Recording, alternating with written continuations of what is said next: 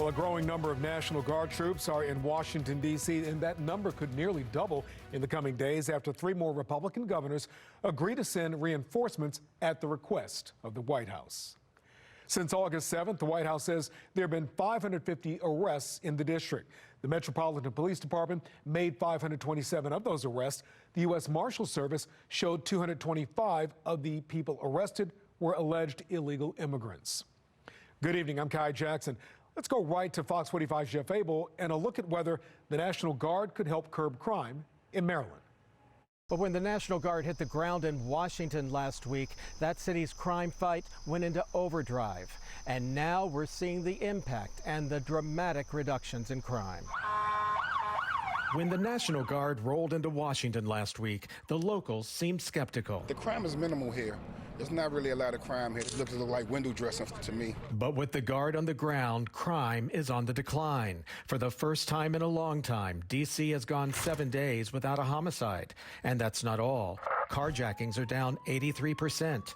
Robberies are down 46%. Car thefts down 21%. And overall violent crime is down 22%.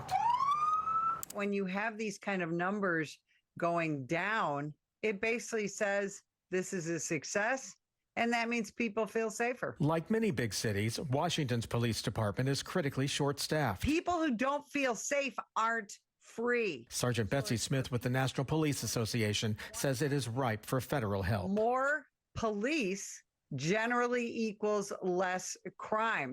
And then you have, of course, Baltimore and Oakland. We don't even mention that anymore. They're so far gone. Last week, the president fell short of deploying the National Guard to the city of Baltimore, but says he hasn't ruled it out. Should we bring in the National Guard? It's going to start war. Yeah, going to fight back, retaliation. You're going to have people doing, especially if they try to keep you in the house. Should we call in the National Guard? No, man, we need the National Treasurer. We're not looking for more oppression. We're looking for solutions. That's not a solution. What Baltimore City residents need to understand is they've been under federal control since 2017.